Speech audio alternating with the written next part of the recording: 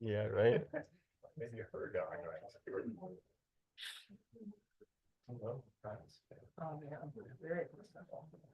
All right, we're live, Mir. Okay, you ready?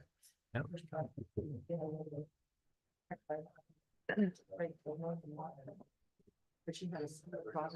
Katie, are you ready? You ready, Katie? Okay. Adam, you ready? Okay, I'd like to call to order the Town of Fraser regular meeting Wednesday, April 16th at 6 p.m. Before I run through a roll call, we did have a loss in the community this week. Bill Palmer, who sits on our DDA board, lost his daughter pretty suddenly. She was 7. She was a second grader.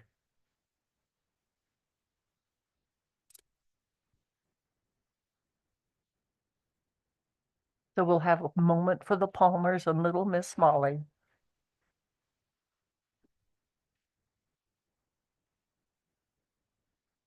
Thank you for that.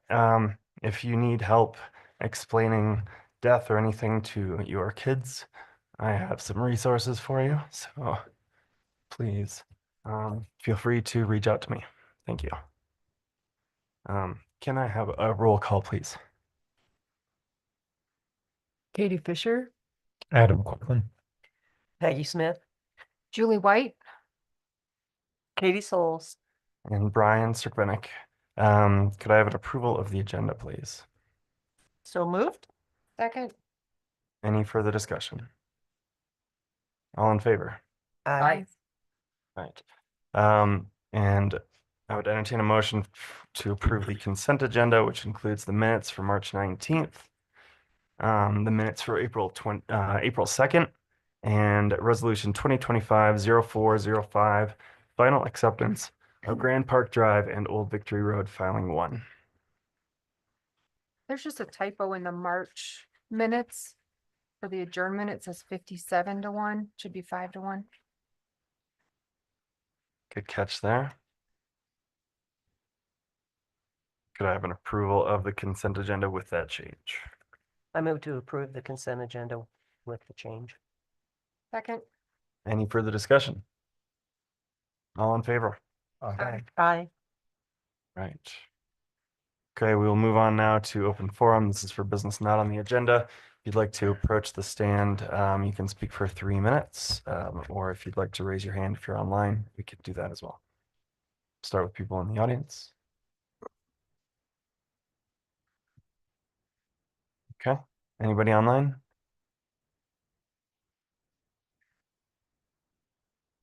Okay, we'll keep moving. Discussion and possible action regarding the treasurer's report. Lorraine, was there a hand raised? No. Okay. All right, go for it, Larry.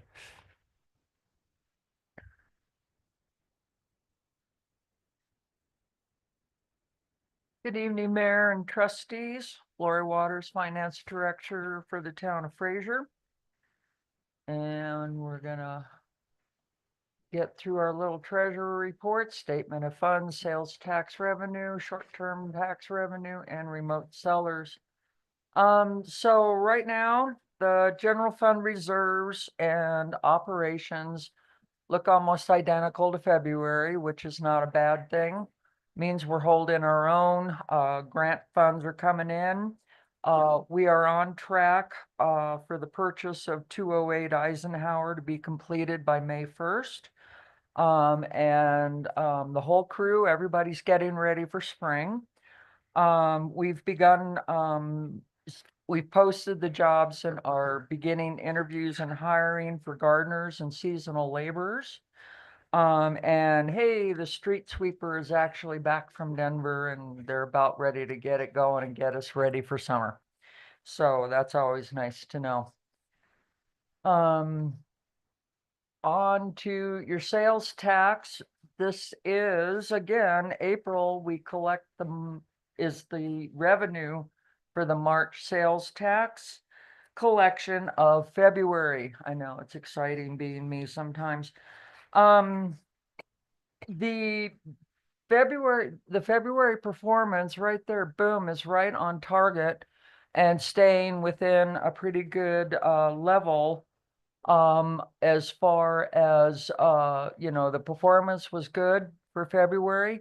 It is though just 1.82% higher than the same time the same time from 2024. So it's just kind of staying right on track, which is a good thing. So a decent month for February. Of course, we all would have liked to seen it a little higher, but that's still doing pretty good. Let's see, short-term tax revenue. That one surprised me a little bit because, when I saw the sales tax going great, total stayed the same. The short-term rental, again, was about 15% of your total revenue, but it decreased compared to March 2024. It was about 6.4% lower, which I kind of found surprising. So we had a lot of good traffic, but we just, surprised me that the short-term rentals were down about that much. And then remote sellers, no big highs, no big lows. They look almost identical to the February report. It was it was $70 higher than February. The revenue for March, this was kind of unfortunate. It was 15.49% lower than the year before. So hard to explain, but there you go. Not a lot going on in online purchasing, but purchasing has been going on because we did well overall. Anybody got any questions? Oh, I know there was, just FYI, I'm in the middle of the audit. I know there was a request for a new and exciting slide. We're gonna pull that out next month because right now I'm up to here in getting the town and the JFF audits. I got to get a lot of stuff done before Monday. So we'll get that going for you next month. Thank you. Any questions? Okay. All right. Lori. Thanks, Lori. Thanks, Lori.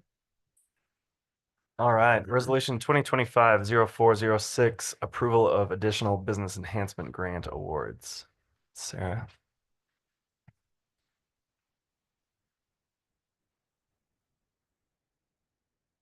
Hello, Mayor Cirkvetic, trustees. You have before you approval of additional Fraser Business Enhancement Grant applications for funding. As discussed at our meeting last month, when 9 projects had been reviewed by the committee and presented before you, we had set a priority consideration deadline for this year of March 3rd. But with the statement that if funding remained beyond that priority consideration deadline, we would continue to consider applications on a rolling basis. So we did receive 3 additional applications. The committee reviewed those applications and have recommended 2 for funding based on eligibility. One would be Fraser River Beer Co. has asked for an ADA concrete ramp once the sidewalk's completed in front of their restaurant, as well as a concrete pad in the back patio area to increase ADA accessibility. So their request is for $6,000 with a 50% match for a total project cost of $12,000.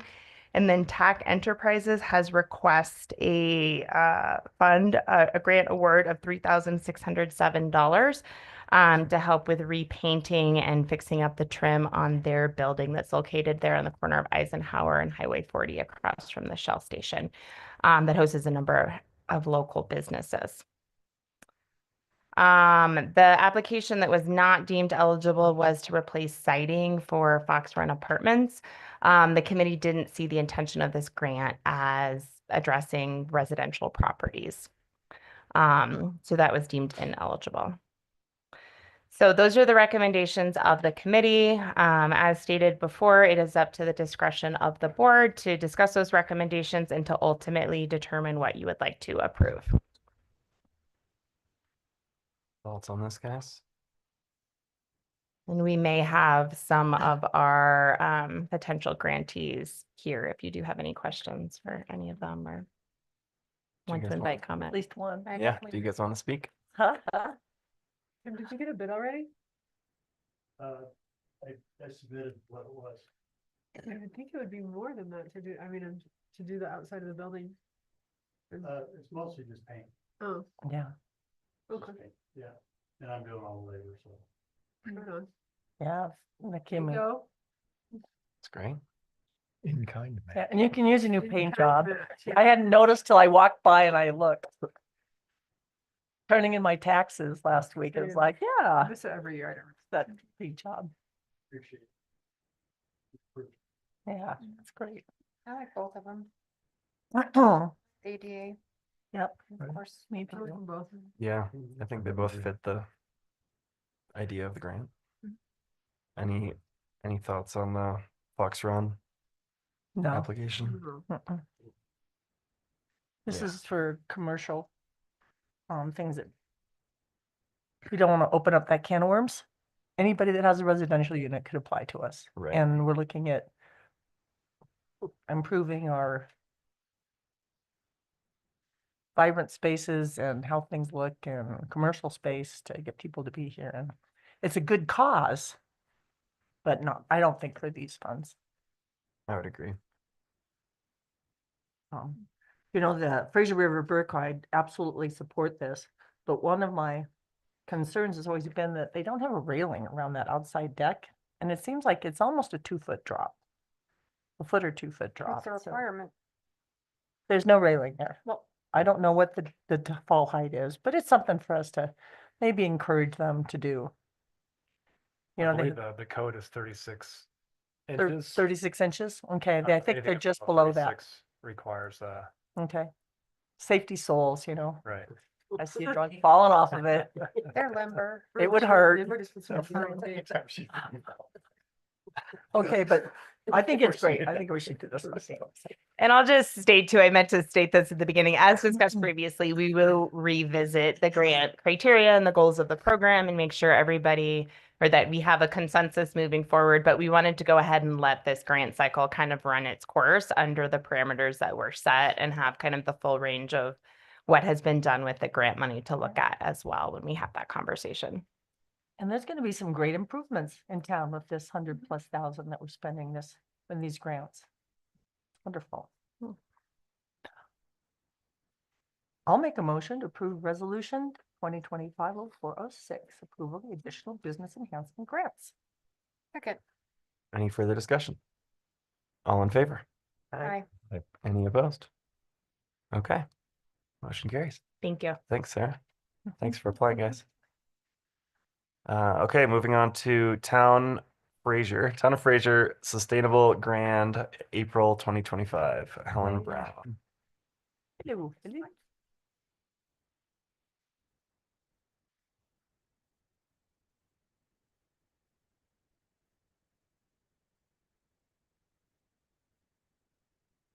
Good evening, Mayor Swinnick and everybody else. I know a few of you, but for those of you who don't know me, my name is Helen Brown and I'm the Executive Director of Sustainable Grand. I am from England originally, which is why I have this slightly funny accent, but I have been a full-time resident in Fraser for nearly 25 years, so it's most definitely home for me. Wonderful. Yeah. So I just wanted to tell you. Oh.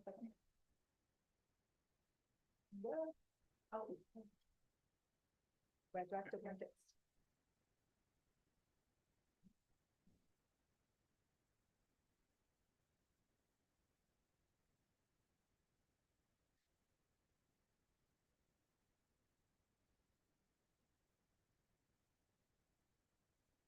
When do you have to click on the actual presentation too? Oh. Okay, well, for work, I'm like, Working now. talking about, but anyway, okay. So, thank you for the chance to come and talk to you today. I wanted to tell you a little bit about Sustainable Brand for those of you who might not be familiar with us and one of our main programs that we're running. So we are a relatively new non-profit serving the whole of Brand County. we're all about trying to create a more environmentally friendly community, and our current focus is really on energy. And in particular, we're working to improve energy efficiency in homes and businesses.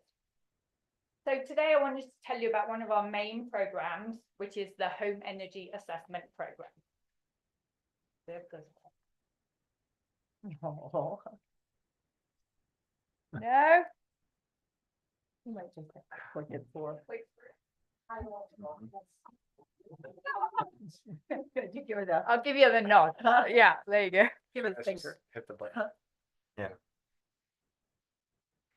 Will it go on the screen? Yeah.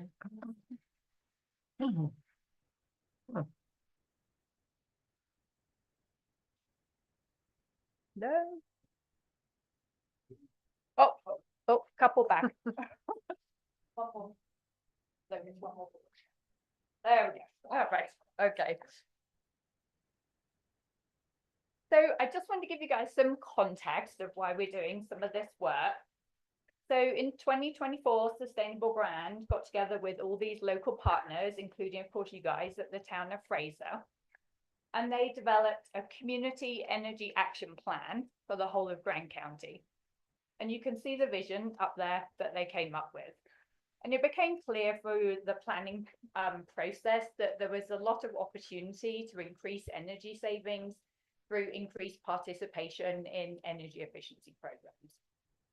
So they came up with a goal here, which was to double annual participation in these kind of programs by 2027. Okay. So why is it helpful to improve energy efficiency? The first one is kind of obvious, but to save money on your energy bills. Now, the more energy we can save on things like heating our homes, cooking, lighting our homes, obviously the more money we can save on our natural gas, electricity and propane bills. Now, obviously we live in a pretty harsh climate, long winter, cold temperatures, and it means that we really spend a lot of money heating our homes. And in fact, Grand County spent $55 million on energy bills last year. So that's a lot of money and there are a lot of savings. The second element is really about having a more comfortable home. And so if we can insulate our homes better or maybe fill some of those gaps and cracks that are letting in the cold air, it will mean that we have a more comfortable home, fewer drafts, cold spots, cold rooms in our houses, that kind of thing. And then lastly, of course, there is an environmental element to all of this. So if we can use less energy, we'll produce fewer greenhouse gas emissions and we can help protect the environment for future generations. So this is a summary of the Home Energy Assessment Programme and the various steps involved, and I will just talk you through each of those.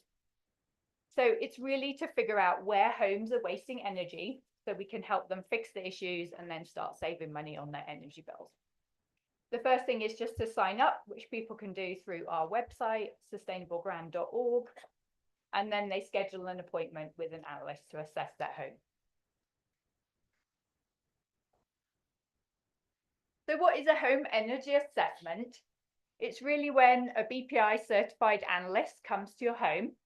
They spend about 2 to 3 hours there inspecting your home and doing various tests. They are local energy analysts. We have 2 in the county, one based here in Fraser and one based in Granby. They look at lots of different things. So they'll inspect your foundation and exterior walls, and they're looking for leaks. So they're looking for where the cold air is entering your home. They'll check to see how well sealed your doors and windows are. They'll also look at the light switches and electrical outlets on exterior walls.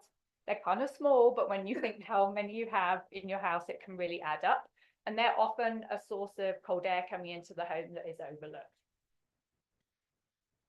Attics, basements and crawl spaces, they're the sorts of things that are often really prone to heat loss, so they look at those. And they also check the utility bills to see if there are any anomalies or things that they really need to watch out for. They look at your appliances to see how old they are and if they're energy efficient or not. And then lastly, if you have gas, they'll test the gas appliances for safety as well. So how much do these energy assessments cost? So I will just talk you through this table briefly, just so you understand where we're coming from. Basically, a household will be one of these three columns. So they'll either have electric only, or they'll have gas and electric, or they'll have propane and electric. That first row is the original audit cost, so about $500. But luckily, there are lots of rebates and bill credits to really reduce that price. So for gas customers, they get an instant rebate of $200. So that brings the out-of-pocket cost down to that first grey row. And then everybody can apply for a Mountain Parks electric bill credit of $250. So that brings the cost down again to that yellow row. Now, if it's your primary home, you can also potentially apply for a federal tax credit of up to 30% of the cost, which again, from bringing the cost down to that final grey row. So you can see if you're a gas customer, pretty great, only $35 for this $500 assessment. If you're an electric only customer or a propane electric customer, the price is a bit more, but still quite a significant drop from the original price.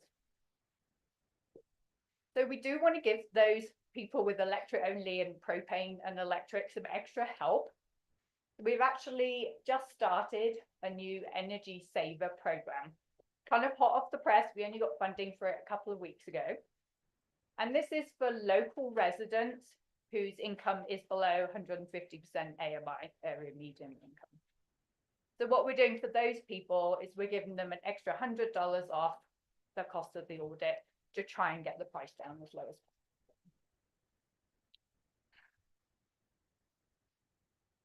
So after the assessment, all the homeowners will get a written report with personalized recommendations on how to reduce their energy usage. It goes through what's going on in their home, where they're wasting energy, and then gives them recommendations. Quite detailed. They have photos of most rooms and areas in the house, like you can see there. And then these are some of the recommendations that we find come up quite often. So sealing exterior doors with weather stripping, if they're letting in the cold air. Adding insulation to the attic is very common. If they have electric baseboard heat, they often recommend adding a programmable thermostat, so people can have the temperature go down automatically if they're out at work all day, or if people like to sleep in a cold room, they can do that. And then they might suggest things like replacing your dryer with a more efficient Energy Star appliance if it's particularly inefficient. So that's the assessments and report. What I would like to tell you guys is since about October, we've been doing quite a lot of marketing and outreach, trying to make people aware of these assessments and the benefits they can get from them. We're really pleased. The audits that we received requests for in Q1 this year were double what they were in 2024. So it's really great. It shows me that there's definitely a demand out there when people are aware of it, and people can really benefit a lot from these kind of things. Also, just to mention, 63% of all our assessment requests have been from local residents, and about 65% from people with older homes, which is classified as 1987 and before that. And again, we're pleased with those results because these are the people who need the help and can also benefit the most from these kind of savings. So the next stage in the process is for people to implement their energy saving recommendations. These next steps are completely up to the homeowner. It will depend on the budget they have and the particular issues they might want to address.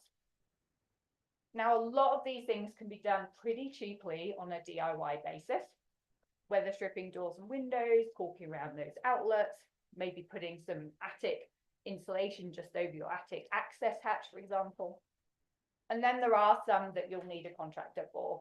So if you're blowing into insulation into the whole of the attic, that kind of.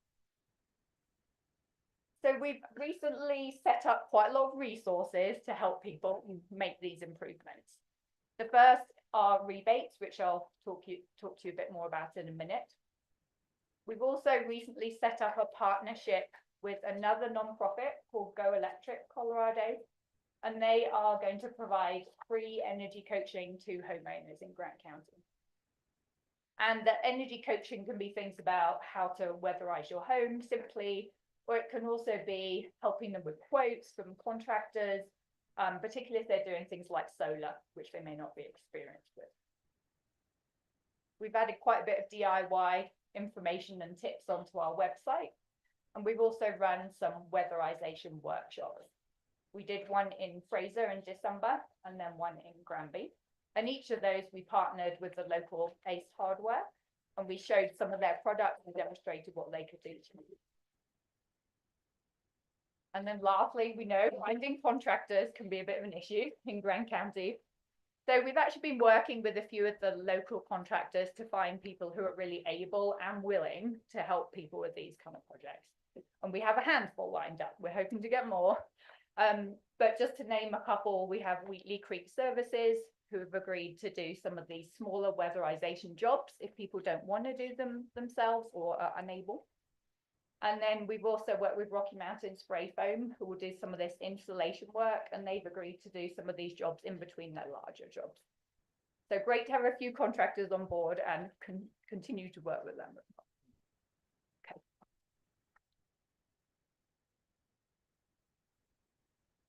So just a little bit about the rebates and incentives and that are out there to help people reduce the cost of making any of these improvements.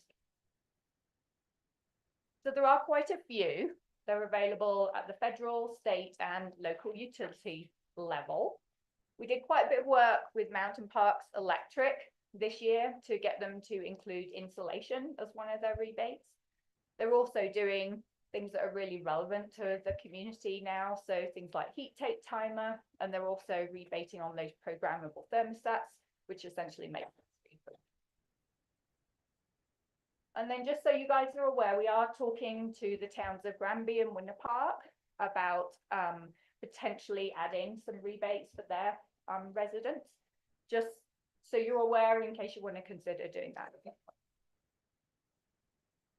We have recently put this rebate calculator on our website, and it's basically a calculator where you put in your zip code and it comes up with all the rebates that are available to our community. Really helpful to have them all in one place because it was tricky for people to find. And then you just click on the particular rebate and it sends you to the application form or gives you more details about what to do. So trying to make it as easy as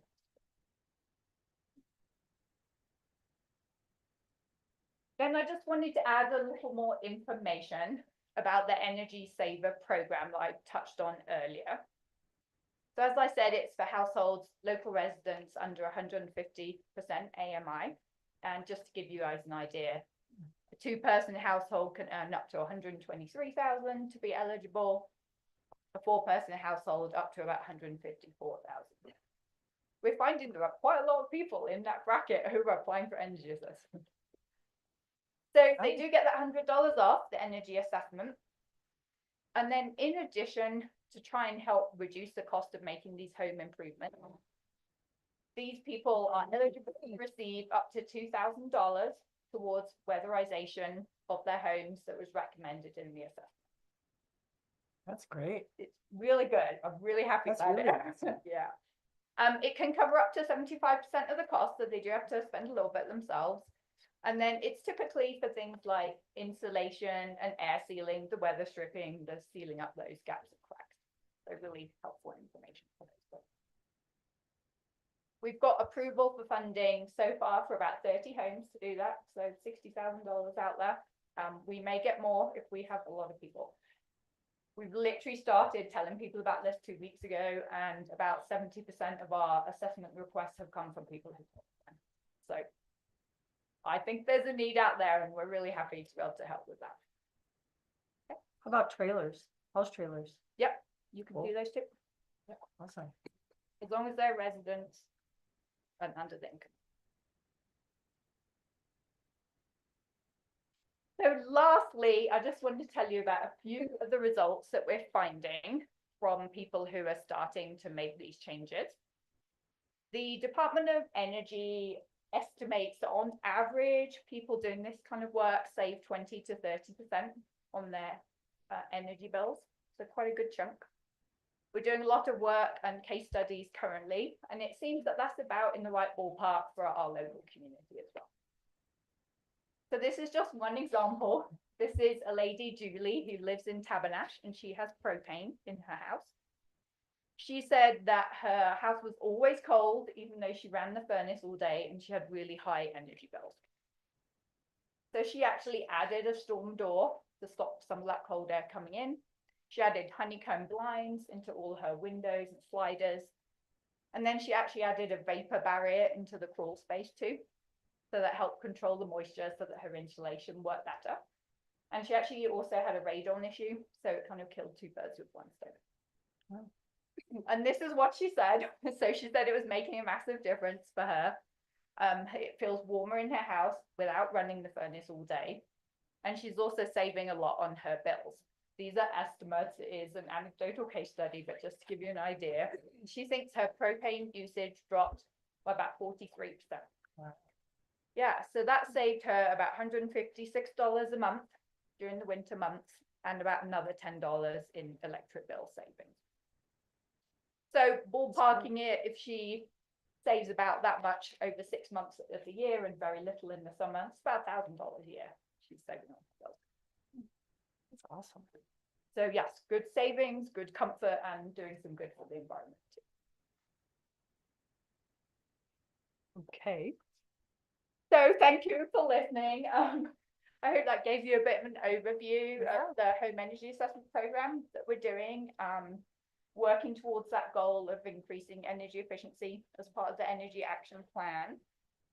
And I'm just really happy to see people save money on their bills, having warmer homes, and helping save the planet. Sure. And those lower income folks, you know, that can't afford it, they could get $2,000 to help them make it happen. That's fabulous. Very happy to answer any questions or comments.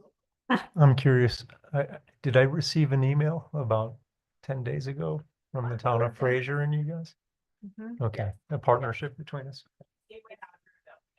Yeah, okay, because it was the Fraser logo on it, I thought, yeah. Yes, and you guys have been great partners, and a lot of the other towns and various businesses too, in helping together with that. So we appreciate that. Excellent. Thank you so much for your work. Me and Helen have to bother me at least a few times before it happens, but we're trying. So we'll work on linking to all of the information as well to direct people to their one-stop shop for all this information. That's awesome. Yeah, this is great, Helen. Thanks. All right, thank you. Thank you, Helen. Okay. Moving on to affordable housing program, Sarah C. and Michael.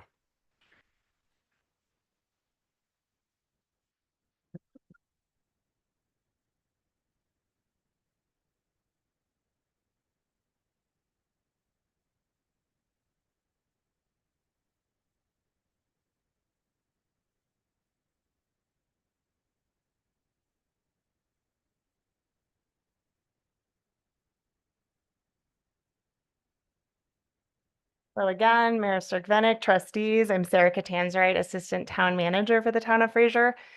So back in, it was February, we did an affordable housing workshop and discussed different options to try to help move forward affordable housing, not just with town projects, but to be able to collaborate and help incentivize affordable housing units that could come online through different developments apart from town projects. I think we're all really excited about St. Louis Landing and know that it's going to take a nice chunk of or provide a nice chunk of housing units for the community, but it's still not going to meet all of the need. And so we want to continue to work to incentivize a build out of attainable housing products for our local residents and our local workforce. So as part of this initiative, the matter before the board today is a discussion and possible motion to move forward with the Town of Fraser Affordable Housing Fee Incentive Program. This would become effective pending a forthcoming resolution with formal program approval and an ordinance with any necessary code updates that would be needed to provide the board the authority to offer these incentives. So the idea today is to talk through the proposal that you have in front of you. We can definitely make changes to this. This is meant as kind of a baseline starting point.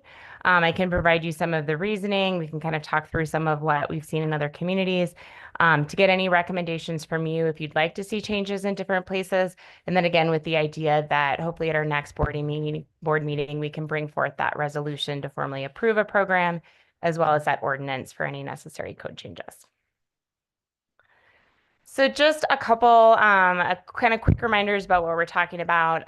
CHAFA, the Colorado Housing and Finance Administration, has defined affordable housing as housing that costs no more than 30% of a household's gross monthly income. So that should be the rent or mortgage plus utilities.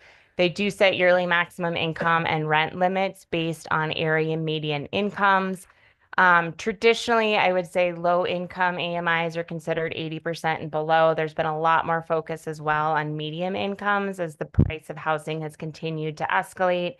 And we have found, particularly in our mountain resort communities, that both low and middle income and even some higher incomes are getting priced out of the local housing market. I think we've seen that with DOLA at the state level, and that for their grant purposes, they are defining affordable housing as up to 140% AMI for rentals and up to 160% AMI for home ownership, specifically in rural resort communities. So encompassing both those lower and middle income households.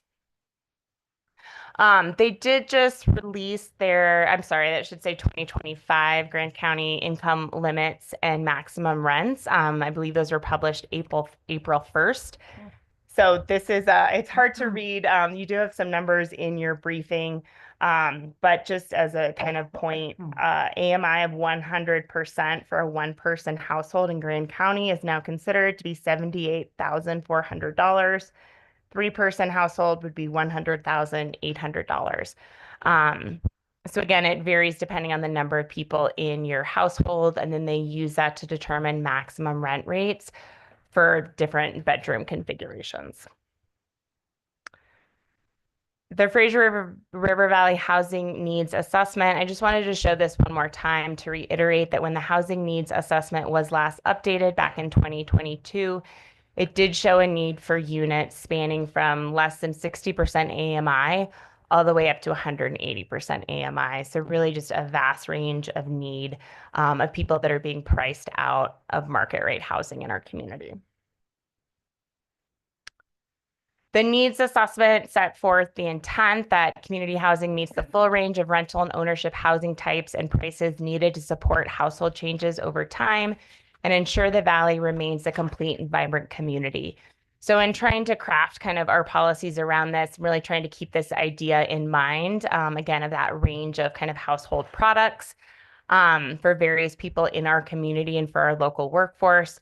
And then building on Fraser's housing policy, which was set back in 2017, that stated the Fraser Town Board believes that providing a variety of housing within the community for employees and families is an important component of community character, sense of community, and sustainability. Accordingly, the Fraser Town Board is seeking proposals for collaborative partnerships to address community housing. So our focus today is really intended to be on kind of our current development fee structure. So what people are paying for building permits, water and tap fees, things like that, and where the town can perhaps provide some waivers, subsidies, reductions to help incentivize and support affordable housing projects.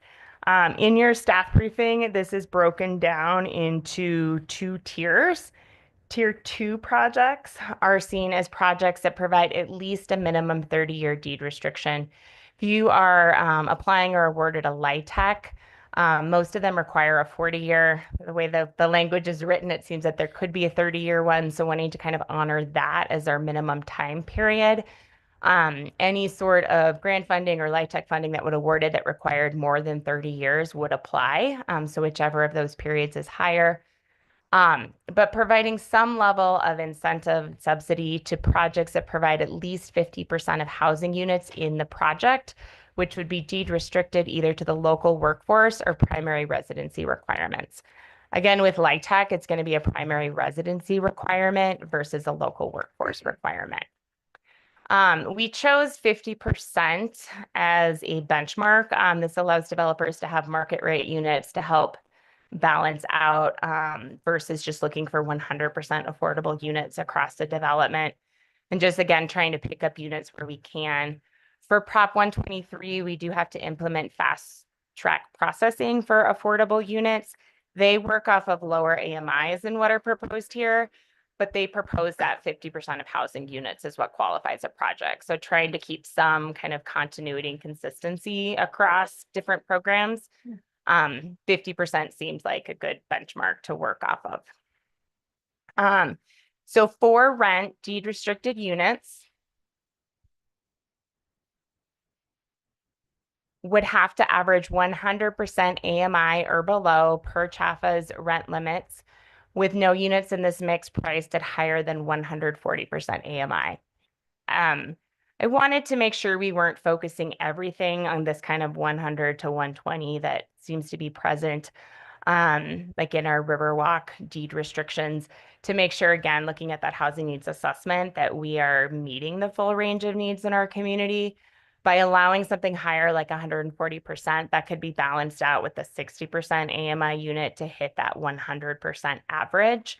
And again, this 100% average just applies to the 50% that are being deed restricted as affordable. So they can still have their market rate units within this development.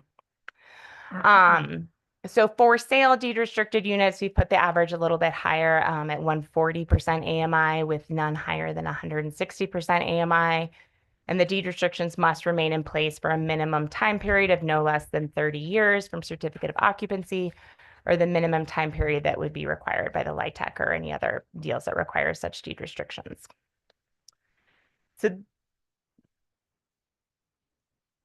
So for projects that met these requirements, what's being proposed here, and I will walk through these numbers in an example in a minute, but we'd cover the site plan fee, subdivision fee, building permit plan review fee, building permit application fee. Those would either be waived or reimbursed. Building material use tax of 50% reimbursement, and then pre-construction quarterly service fees of 50%.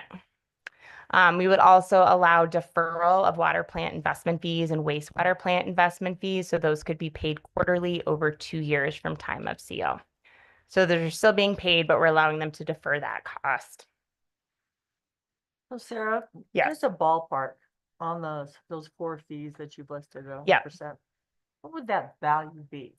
We'll get to that in just a second. Thank you. Yeah. So then above tier 2 are tier 1 projects. What I think what the community and Fraser really should strive for is permanent deed restrictions, wanting to have housing that, come 30 or 40 years when that LIHTC deal expires, that we don't have to scramble to replace those units. And so really trying to incentivize the permanent deed restriction for local workforce. So that really is the difference between the tier 1 and the tier 2, is focusing on a permanent deed restriction versus something that may last for 30 or 40 years, and having that in place for perpetuity. Otherwise, it's the same kind of unit mix that we're requiring. So a tier 1 incentive package, again, very similar to the previous one, except that we would provide 100% reimbursement for building material use tax and 100% for pre-construction quarterly service fees in place of 50%. They can also defer those water plant investment fees and wastewater plant investment fees over 2 years. So what that looks like, we've broken it out for a single household, a 4-plex and 20 units. Let me jump ahead to this next slide real quick and just tell you the assumptions that we're working with, because these do impact the numbers. There's a lot of variables. So the 4-plex units are considered to be for sale product, townhome, condominiums.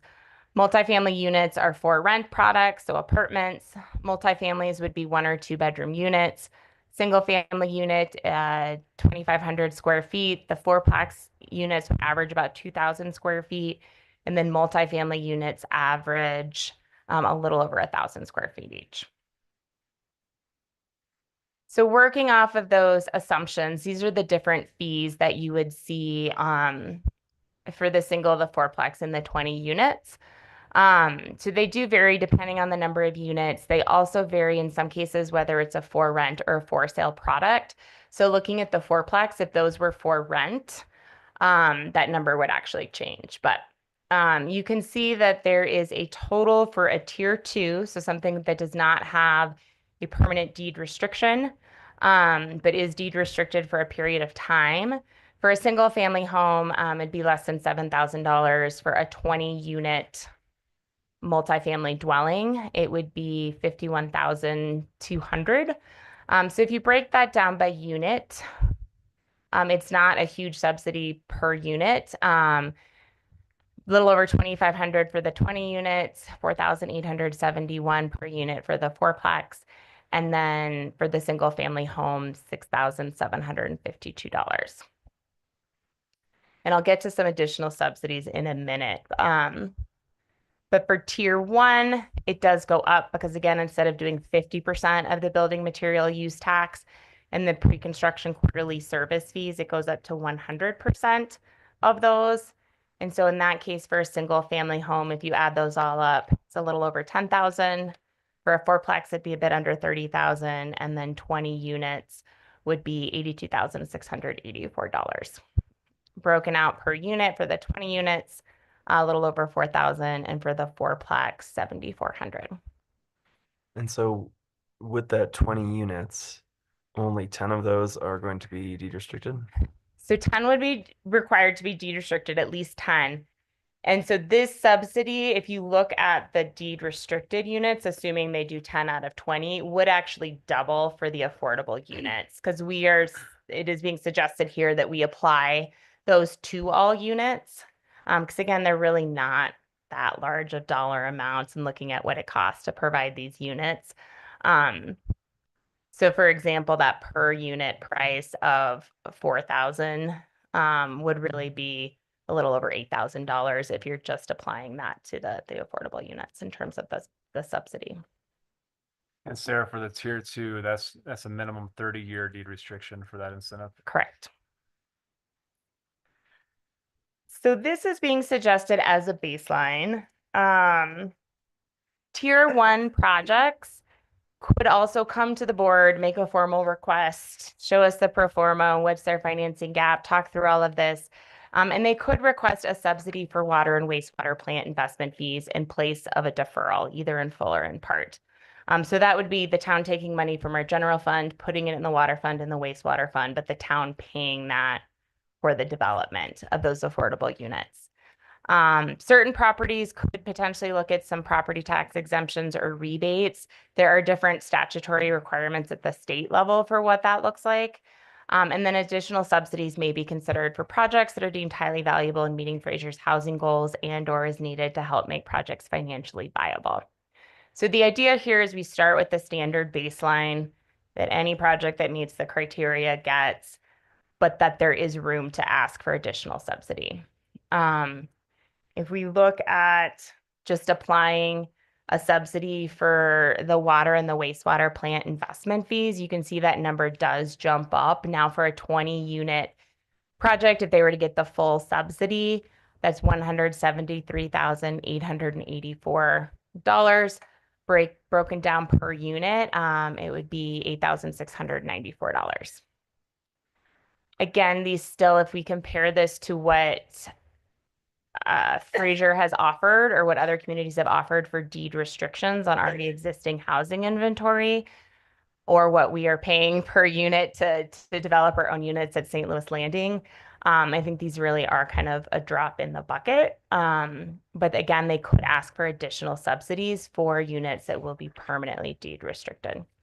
And again, in line kind of with the Fraser deed restriction program that we currently offer. If they asked for additional subsidies, would we ask for an increased ratio? Or We could. So additional subsidies could be considered for projects that are deed restrict more than 50% of their units, or that meet a lower than 100% AMI across deed restricted units. So I think that applies across the board.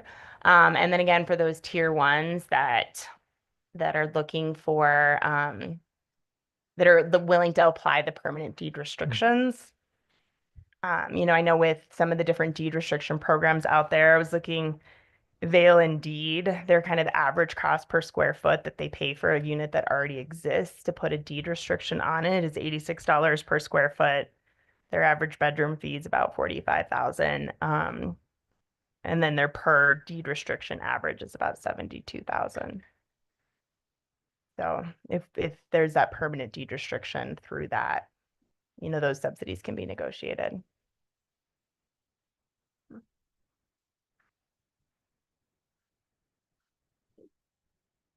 So just as a reminder, obviously there's a lot of benefits of investing in community housing. I think we all know this, so I won't harp on it, but the ability to provide a more stable workforce and just a more diverse, thriving community where our residents can have higher quality of life, our businesses can actually be staffed, our teachers can be hired, nurses can live in the community, emergency first responders, making sure that we have housing products for all of those important members of our community. So in terms of next steps, we can discuss what's outlined here. If there's anything that you would like to see changed, if this seems like a good baseline to start with, a motion can be made to move forward with the Fraser Affordable Housing Fee Incentive Program. And we can bring forth a resolution and then again an ordinance for any code changes that are needed just to provide the authority to offer these incentives at a future meeting, ideally May 7th. Why are we looking at least 50%? Why not more than that? Is that what other communities are doing or? I have seen it all across the board. So there are communities that require 100%. I think again, it gets back to kind of Adam's question. If somebody's willing to do 100%, then we can offer them more subsidy to do that. This is just kind of meant to be a baseline. I don't know that it's realistic to expect everybody to do affordable housing units without more support. So trying to pick up units again where we can and provide different incentives. Garrett's been working with the Planning Commission. I know he did a presentation kind of similar to the affordable housing workshops, but looking at some specific strategies in the land use and code that the town could potentially look to adopt that we could offer alongside this. So just trying to kind of build out a complete package of incentives that can be offered. I think we've learned a lot from St. Louis Landing that it's very difficult to provide real, truly affordable housing if all of the units are affordable. So being able to subsidize the 50%, I think is going to invite more people to consider this. Yeah. And if it's in perpetuity, those other units may well help carry the building through when it starts to fall apart. Right. 40 years later. We need to work on it. I do have a question about the purchase, the for sale units, because apartments are pretty reasonable. We use AMI and kind of go off of that. But are we going to put escalator on it? Per year percent increase in value, that kind of thing. That is a great question. So I think in here it outlines an AMI, and the AMI, the for sale products are a bit trickier to calculate what that looks like because Chaffa doesn't provide us a handy chart that immediately tells us what that looks like. So I think we could do it different ways. Our current Fraser deed restriction program does not have any sort of income caps or appreciation caps, whereas this is proposing that there be AMI limits. If it held the AMI limit, I think it would have to be sold at that AMI limit as well to local workforce, but we would have to figure out the language around what that looks like in terms of future resale prices. Right. Because interest rates could change what the monthly looks like, like if it all of a sudden drops down to 2% and we sell these units at a higher price and then they go to sell 10 years later and it's 7%, it looks a lot different. Right. So Winter Park, isn't it like a 3% annual increase? They have a percent cap, don't they? Yeah, just 3% I annually. think, yeah. And I think I've looked at this before. I think they have a certain increase for the first year or two, and then like a different set increase. It's like 2 or 3% after that. So I honestly, I think it's a pretty good framework to start with. I do have a couple questions. Is there any geographic restrictions on this? Is this specific to the Frodo area or is this anywhere that has zoning? That's a great Or- question. I think some of these fees apply to anything within Fraser. Mhm. I think it would obviously, we'd want residential or mixed use zoning. Beyond that, it doesn't have any specific zoning within Fraser. One of the questions for the deed restriction, I know with the Riverwalk District bonus, density bonus that you get for doing a certain number of deed restricted units, the decision by the board was that the local workforce had to be within, they had to work within the Fraser Valley Housing Partnership boundary. Which I think makes sense to some extent. Our general Fraser housing deed restriction program, you just have to work within Grand County.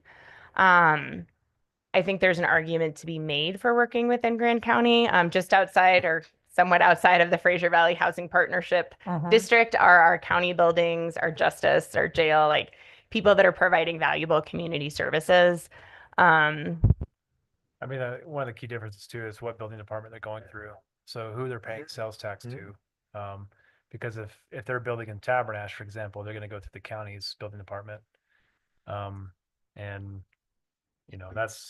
we can't dictate what they have to do at the county building department. So if they're going to waive all the different fees for planning, they also have to go through the Grand County planning process. Those fees are out of our control. And as far as sanitation, we do have an out of town, service agreement for some areas outside of Fraser, but they're also not on our sanitation system. Or at least on Fraser's, they could be on Winter Park Ranches or Grand County number 1, but those systems wouldn't apply, wouldn't be applicable. But the Fraser deed restriction does cover areas outside of the town of Fraser. And it's just very general. You just have to, whoever lives in the property has to work within the housing partnership boundaries. For the Fraser deed restriction program, you have to work in Grand County. Work in Grand County. I believe our only program policy that specifies the Fraser Valley Housing Partnership boundaries right now is for the Riverwalk density bonus. With the deed restriction programs I think it's the rec boundaries. It's For the where the Grand home- County. This would only apply Well, within. town. Within We're town, talking right? about Yeah, what because homes. The house, Oh, what homes. right, all right. Location of the I'm homes. talking about the Yeah. worker where I you are understand. physically working. Well, my second question, a totally different gear, is on the tier 2 projects. I would assume that we would build in a right of first refusal at the deed restricted cost price rather than it going commercial and then us purchasing it. We would want a right of first refusal before it goes commercial We could, yeah. to help retain those units in our portfolio. So, New state statute that more than 15 units, the town does have a first right of refusal, just passed last year. Oh, It's on my short list. and so that has a size limit? 50 on or the- more units. Okay. Yeah, it just requires some local adoption at the town of Fraser level. And we could adopt that to Yep. be stricter, so, okay. And Julie, going back to your question about the 50%, again, we chose that as a baseline to be in line with Prop 123 requirements for fast track processing. That doesn't mean we have to stick with that, but that's kind of where that came from. And also with the idea that the market rate could help balance out affordable units for a developer. I mean, I'd like to see more of the, of course, permanent deed restricting. I feel like the tier 1, can we put limits around that? Like you have to be going after this sort of LIHTC or Prop 123 funding to, I don't know. Do we Fit that do we need to criteria. worry about that though? I mean, If they want to build a project and they have the funding for it. Yeah, there's other options besides. I think Well, this is very voluntary. I mean, Yeah. it doesn't make economic sense, but if someone genuinely wants to do something like this for a property that maybe they're building, like if someone's building a single family home in Old Town Fraser and they're like, I would like this to be deed restricted permanently, and what's the best way to do that?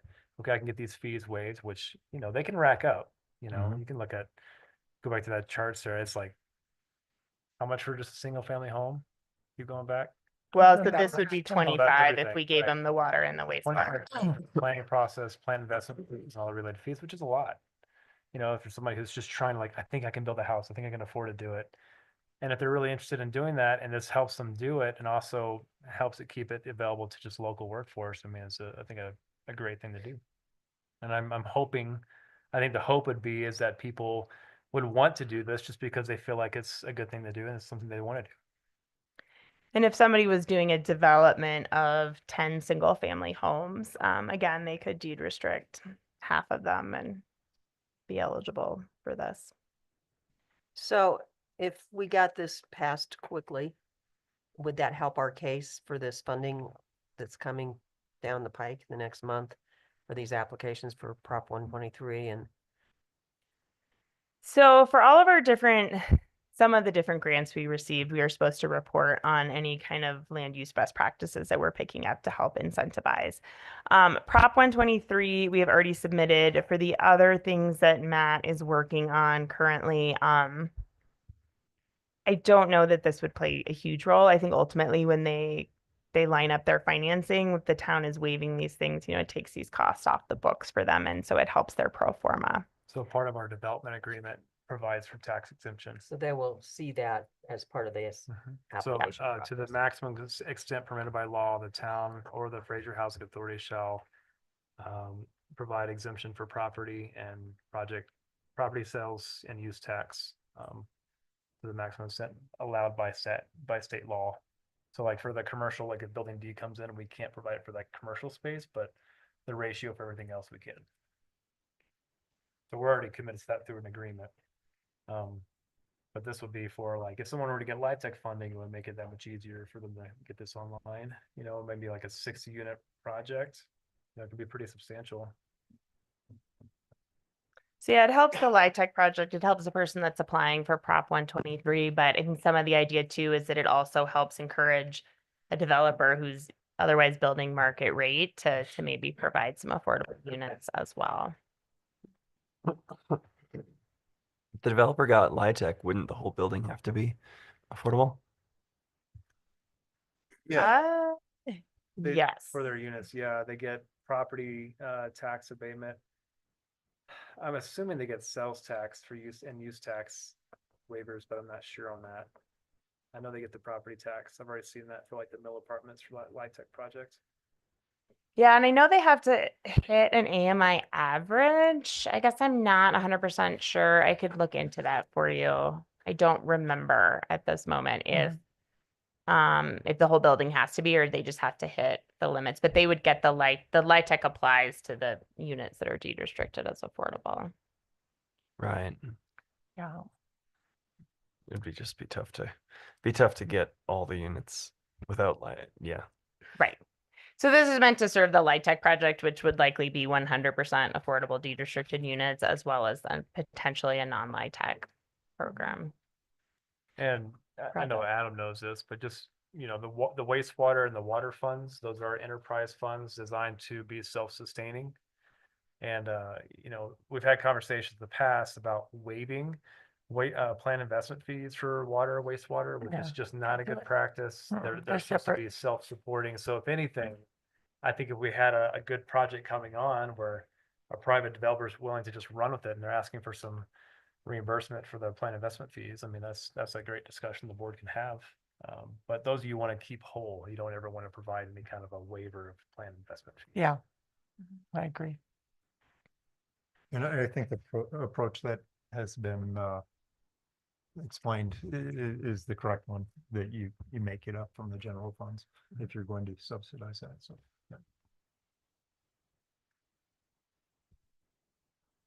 yeah.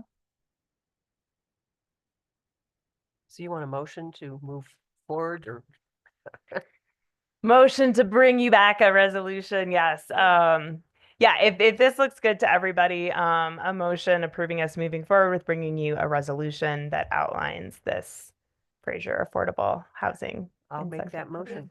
I would like to see the right of first refusal Okay. option on the tier 2 projects. Is there a second? Second, Any further discussion? All in favor? aye. Any opposed? Okay. Okay.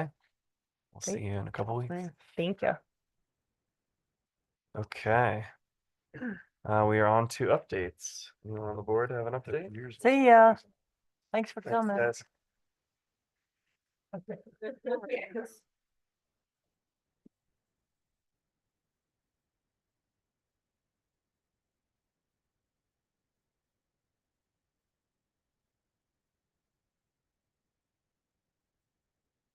Back and see if I have any updates.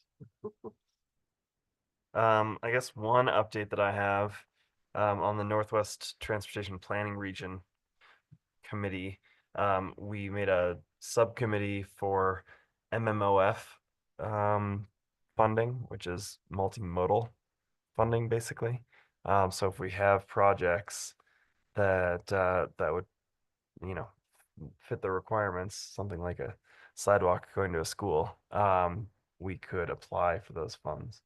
Now, that being said, in the State Transportation Advisory Committee meeting, they said that those future funds are on hold. We have to kind of see how things play out to see if those funds are going to be available.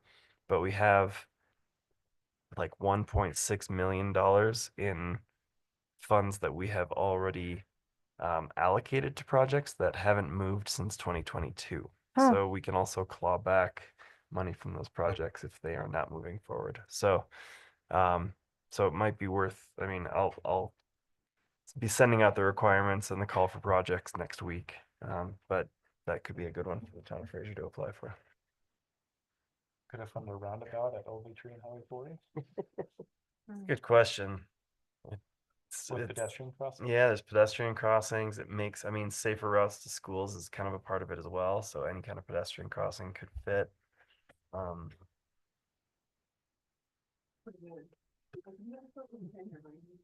I think that'll get undone probably like in a year or two. Get design plans underway. Yeah, but yeah, I think a roundabout by the bike park would be a good one as well. Mm-hmm. Yeah, exactly. I don't know if it would pay Huge. for a monument sign, but It'll have to be huge. cool. That's all I have. An update, I'm thinking for something for the future, maybe, is if we can look at mandating like that new construction, let's say for commercial, if they are gonna be, they'll have employees that they have to either build enough units to support maybe 20% of their employees or have a fee in lieu of that goes into our workforce housing fund. Just the thought. Like an I impact. think we fee, should maybe? make. I can't it hear you. Like not an do impact the fee. Like an impact fee. Not do the fee. Something like that, that, Build the it workforce says if you're gonna Yeah, build. that's something all they want to in, do is write a and I- check. I'd like Gotta to make 'em- see our new developments too, just say flat out, you have to, it's like an impact fee, but Yeah. you either Certain provide percentage. 20% at 140% or less at AMI that's deed restricted, or In you perpetuity. pay a fee in lieu of. No fee. I They'll think- just write a check. What's that? They'll just write a check and you'll never. Well, Do it. we might be able to put it to good use. Well, yeah, but you're never gonna make up it, Yeah. the cost. Yeah. So anyway, that's for future, but I'd like to kind of look at getting that codified. If that's possible, some communities have, Yeah. Winter Park just passed something. I think. So Winter Park, I don't and know. we used to have way I look back at the attorney, he's like, when I don't Clark- know. Clark got Sounds really expensive aggressive. to me. Was it 3% fee on every building permit? Oh. And then he screamed and carried on like how unfair it was to everybody that was developing in Old Town, and that would just really ruin Old Town. And so we waived it. Now I'm assuming that Winter Park still has it. But I think that's a significant source of income that comes from every building permit, not just. Anyway, They're food for required a thought for certain future. Maybe I think what you're referring to is inclusionary zoning. One more time? Inclusionary zoning where you're required to include a certain percentage of like deed restricted units with it. So Whatever it takes to just kind of Yeah. build it in so that when people are coming in and they're building, that they have to help us address that problem. So I don't know what it looks like, but something I've that, we've seen- got nice incentives, but that some things, it's a little more mandatory. And if they want to go to 50%, we have got great incentives for them. So a number of communities do have inclusionary zoning, and what you kind of started talking about as well, though, some communities do it a bit different, like Telluride. If you build a new development, you build a new restaurant, whatever, you have to provide housing units for the employees that are going to be generated by that project for a certain percentage. That's Makes a lot. That's a lot to put on. Yeah. Because the hotel, I'm thinking the same thing, is that it's coming down the pipe. They're gonna have a lot of employees. So where are they gonna live? Right. But anyway, We also want Kind of hotels. project. And we want, They're gonna Yeah. live at St. Louis Landing. yeah, they might not, they haven't lived here long. it's a good Anyway. thought. Yeah, something we can talk Yeah. about a little more. Mhm. Okey-doke. Staff? Right. Who's got Myself and Sarah will be at CCCMA Wednesday through Friday next week. It's a Colorado City and County Managers Association conference. It's our big conference we go to every year. Awesome. And hopefully get some good tidbits from that. And just some things related to JFLC that we can talk about here later. Anything else, staff? No? Where's All the right. language? Who wants to read it? That's my job. Hey.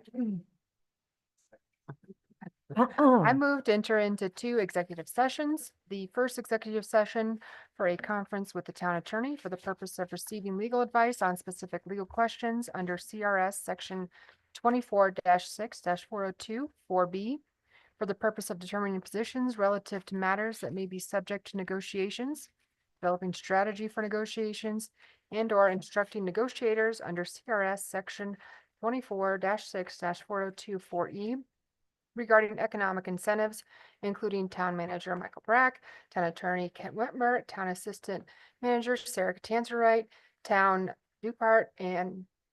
Grant Dupart and John Walsh.